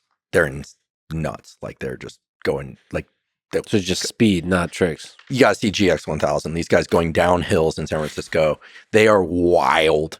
And occasionally someone will get hit by a car. But if you GX 1000, look into intersections. They have spotters. You can see someone there. Oh, I see. There's but into traffic. Yeah, into traffic. So in San Francisco. Yeah, this is crazy. This is unbelievable. And they're just wild. But in any case, what's on your bucket list that you haven't done? Well, I'm working on a book. So I'm actually going to head to a cabin for a couple of weeks and write, which I've never done. Mm-hmm. People talk about doing this, but I'm going to do that. I'm excited for that. Just the mental space of really dropping into writing. Like Jack Nicholson in The Shining cabin? Let's hope not. Okay. Let's hope not. Before, I only started doing public facing anything for posting on Instagram in 2019, but I used to head up to Walala on the northern coast of California, sometimes by myself, to a little cabin there and spend a weekend by myself and just read and write papers and things like that. I used to do that all the time. I miss that. So some of that, I'm trying to spend a bit more time with my relatives in Argentina, relatives on the East Coast, see my parents more. They're in good health, thankfully. I want to get married and have a family. That's an important priority. I'm putting a lot of work in there. Yeah, it's a big one. Yeah. That's a big one. Yeah, putting a lot of work into the runway on that. What's your advice for people about that, or give advice to yourself about how to find love in this world, how to build a family and get there? and then I'll listen to it someday and see if I hit the marks. Yeah, well, obviously pick the right partner, but also like do the work on yourself. Know yourself. the oracle, know thyself. And I think, listen, I have a friend. He's a new friend, but he's a friend who I met for a meal. He's a very, very well-known actor overseas, and his stuff has made it over here. And we become friends, and we went to lunch, and we were talking about work and being public facing and all this kind of thing. And then I said, "You have kids, right?" And he says he has 4 kids. I was like, "Oh yeah, I see your post with the kids. You seem really happy." And he just looked at me, he leaned in, and he said, "It's the best gift you'll ever give yourself." And he also said, "And pick your partner, the mother of your kids, very carefully." So, that's good advice excellent advice coming from somebody who's, very successful in work and family. So that's the only thing I can pass along. We hear this from friends of ours as well, but kids are amazing and family's amazing. And, that's the different people, all these people who want to like be immortal and like live to be 200 or something, there's also the old fashioned way of, having children that live on and evolve a new legacy, but they have, half your DNA. So that's exciting. Yeah, I think you would make an amazing dad. Thank you. It seems like a fun thing. And, I've also gotten advice from friends who are super high performing and have a lot of kids. They'll say, just don't overthink it. Right. Start having kids. Let's go. Right. Well, the chaos of kids is kind of the like, it can either bury you or it can give you energy. But I grew up in a big pack of boys, always doing like wild and crazy things. And so that kind of energy is great. And if it's not a big pack of wild boys, it's, and you have daughters and they can be, different form of chaos, sometimes same form of chaos. How many kids do you think you want? It's either 2 or 5. Yeah. Very different dynamics. You're one of 2, right? You have a brother? Yeah. I'm very close with my sister. I couldn't imagine having another sibling because there's so much richness there. We talk almost every day, or 3-4 times a week. Sometimes just briefly, but we're tight. We really look out for one another. She's an amazing person, like truly an amazing person, and has like raised her daughter in an amazing way. She's like, my niece is like gonna head to college in a year or 2, and like my sister's done an amazing job, and her dad's done a great job too. They both really put a lot into the family aspect. Got a chance to spend time with a really amazing person in Peru in the Amazon jungle, and he is one of 20 kids. Wow! So he's got it's mostly guys, so it's just a lot of brothers, and I think 2 sisters. Wow! I just had Jonathan Haidt on the podcast, the guy who's talking about the anxious generation, coddling the American mind. He's great, but he was saying that in order to keep kids healthy, they need to not be on social media or have smartphones until they're 16. I've actually been thinking a lot about getting a bunch of friends onto neighboring properties. Everyone talks about this, not creating a commune or anything like that, but I think Jonathan's right. We were more or less, our brain wiring does best when we are raised in small village type environments where kids can forage, the whole free range kids idea. I mean, I grew up skateboarding and building forts and dirt clod wars and all that stuff. It would be so strange to have a childhood without that. Yeah, and I think more and more as we wake up to the negative aspects of digital interaction, we'll put more and more value to in-person interaction. So, I mean, it's cool to see, for instance, kids in New York City are just kind of moving around the city with so much sense of agency. It's really, really cool. The suburbs, like where I grew up, like as soon as we could get out, take the 7F bus up to San Francisco and hang out with, wild ones like that, while there were dangers, I mean, we couldn't wait to get out of the suburbs. The moment that, forts and dirt clod wars and stuff didn't cut it, we just like wanted into the city. So I bucket list, I will probably move to a major city, not Los Angeles or San Francisco, in the next few years. New York City, potentially. Those are all such different flavors of experiences. Yeah. So I'd love to live in New York City for a while. I've always wanted to do that, and I will do that. I've always wanted to also have a place in a very rural area. So Colorado, Montana are high on my list right now, and to be able to pivot back and forth between the two would be great, just for such different experiences. I like a very physical life. So the idea of getting up in the sun with the sun in a Montana or Colorado type environment, and I've been putting some effort towards finding a spot for that. And New York City, to me, I know it's got its issues, and people say it wasn't what it was. Okay, I get it, but listen, I've never lived there, so for me, it'd be entirely new. And Schulz seems full of life. There is an energy to that city, and he represents that. I mean, there's and the full diversity of weird that is represented in New York City is great. Yeah, you walk down the street, there's like a person with like a cat on their head, and no one gives a shit. Yeah, it's great. Right. San Francisco used to be like that. The joke was like, you have to be naked and on fire in San Francisco before someone takes it. But now it's changed. But again, recently I've noticed that San Francisco, it's not just about the skateboarders. There's some community houses of people in tech that are super interesting. There's some community housing of people not in tech that I've learned about and been known people have lived there, and it's cool. Like there's stuff happening in these cities that's new and different. I mean, that's what youth is for. They're supposed to evolve things out. So amidst all that, you still have to get shit done. I've been really obsessed with tracking time recently, like making sure I have daily activities. I have habits that I'm maintaining, and I'm very religious about making sure I get shit done. Do you use an app or something like that? No, just Google Sheets. So basically a spreadsheet, and I'm tracking daily, and I write scripts that whenever I achieve a goal, it glows green. Yeah. Do you track your workouts and all that kind of stuff too? No, just the fact that I got the workout done. Yeah. So it's a check mark thing. So I'm really, really big on making sure I do a thing. It doesn't matter how long it is. So I have a rule for myself that I do a set of tasks for at least 5 minutes every day. And it turns out that many of them I do way longer, but just doing it, I have to do it every day. And there's currently 11 of them. And it's just a thing. Like one of them is playing guitar, for example. So do you do that kind of stuff? Do you do like daily habits? Yeah, I do. I wake up. If I don't feel I slept enough, I do this non-sleep deep rest yoga nidra thing that I've talked about a bunch. We actually released a few of those tracks as audio tracks on Spotify. 10-minute, 20-minute ones. Puts me back into a state that feels like sleep, and I feel very rested. Actually, Matt Walker and I are going to run a study. He's just submitted the IRB to run a study on NSDR and what it's actually doing to the brain.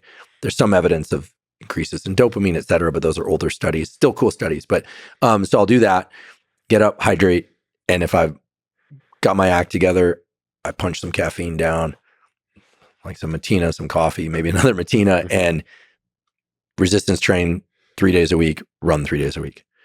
And then take 1 day off, and like to be done by 8:39. And then I want to get into some real work. I actually have a sticky note on my computer. It's like just like reminding me how good it feels to accomplish some real work. And then I go into it right now. It's the book writing, researching a podcast, and just fight tooth and nail to stay off social media, text message, WhatsApp, YouTube, all that.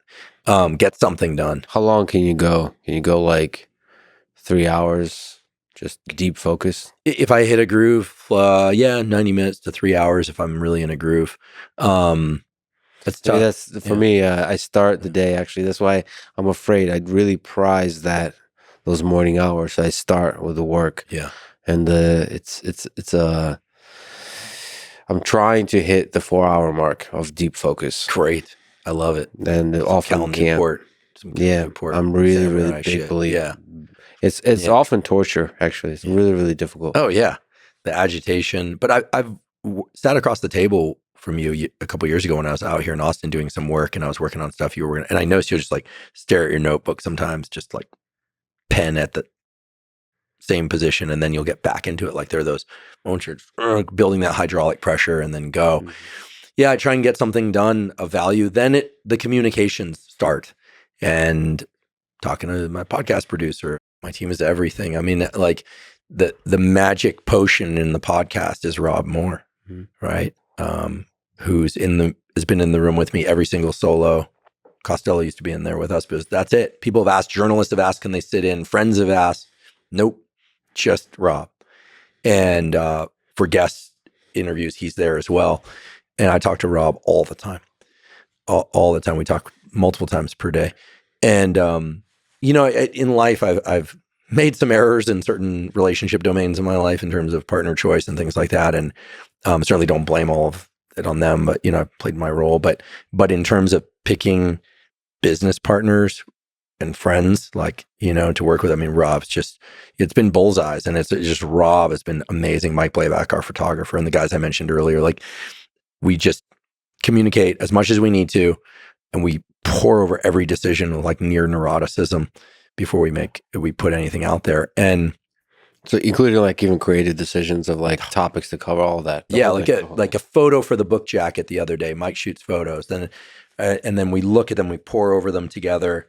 Logo for the Perform podcast with Andy Galpin that we're launching. Is that the right contour? Mike's he's got the aesthetic thing because he was at DC so long as a portrait photographer. And he was close friends with Ken Block, who did Gymkhana, all the car jumping in the city stuff. Mike is a master. He's a true master of that stuff. And we just pour over every little decision. But even which sponsors, there are dozens of ads now. By the way, that whole Jazzerciser thing of me saying, a guy went from a 2 to a 7. I never said that. That's AI. I would never call it number off somebody, a 2 to a 7. Are you kidding me?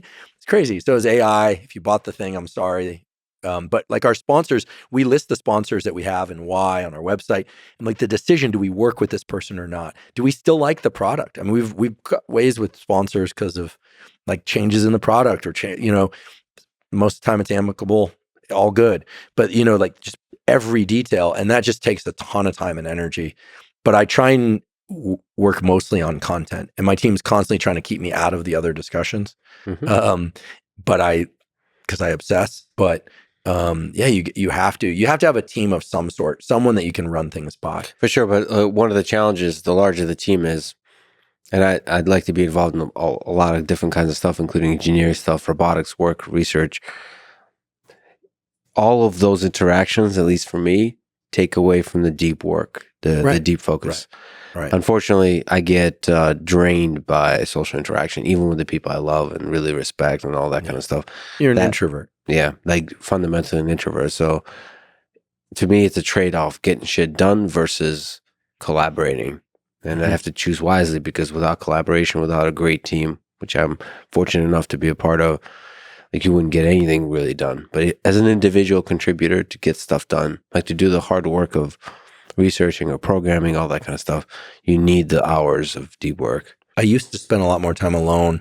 That's on my bucket list. Spend a bit more time dropped into work alone.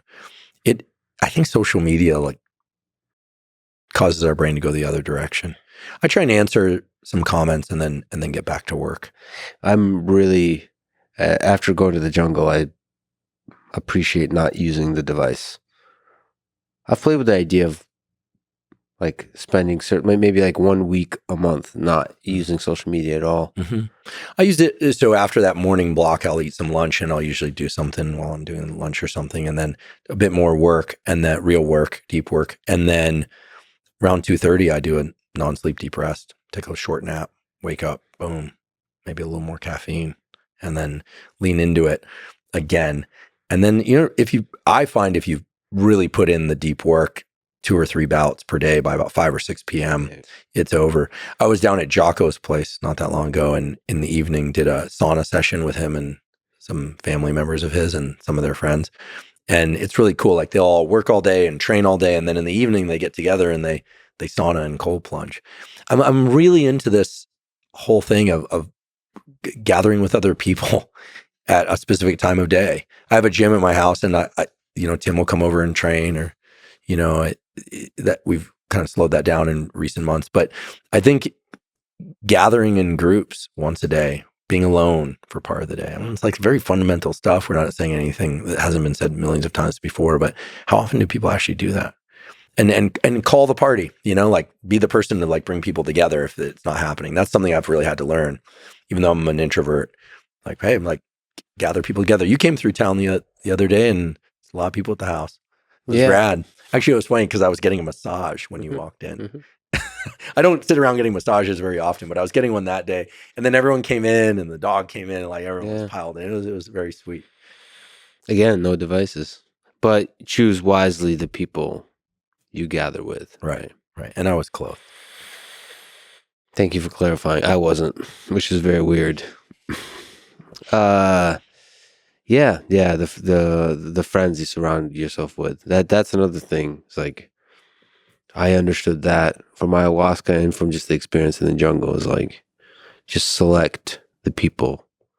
Just be careful how you allocate your time. I just saw on somewhere Conor McGregor has this good line. I wrote it down about loyalty. He said, "Don't eat with people you wouldn't starve with." Oh, that guy's. I mean, he's big on loyalty. All the shit talk, all of that. Set that aside. To me, like loyalty is really big. Because then, if you invest in certain people in your life and they stick by you, and you stick by them, and what else is life about? Yeah, well, hardship will show you who your real friends are. That's for sure. And we're fortunate to have a lot of them. It'll also show you who really like has put in the time to try and understand you and understand people. Like people are complicated. I love that. So can you read the quote once more? Don't eat with people you wouldn't starve with. Yeah. So in that way, a hardship is a gift. It shows you. Definitely. And it makes you stronger. It definitely makes you stronger. Let's go get some food. Yeah, you're 1 meal a day guy. Yeah. I actually ate something earlier, but it was like a protein shake and a couple pieces of biltong. I hope we're eating a steak. I hope so too. I'm full of nicotine and caffeine. Yeah. What do you think? How do you feel? I feel good. Yeah. I was thinking you'd probably like, I only did a half a piece and I won't have more for a little while, but a little too good. Yeah. Thank you for talking once again, brother. Yeah. Thanks so much, Lex. It's been a great ride, this podcast thing. And you're the reason I started the podcast. You inspired me to do it. You told me to do it. I did it. And you've also been an amazing friend. You showed up in some very challenging times, and you've shown up for me publicly. You've shown up for me in my home, in my life. And, it's an honor to have you as a friend. Thank you. I love you, brother. Love you too. Thanks for listening to this conversation with Andrew Huberman. To support this podcast, please check out our sponsors in the description. And now, let me leave you with some words from Carl Jung. Until you make the unconscious conscious, it will direct your life, and you will call it fate. Thank you for listening, and hope to see you next time.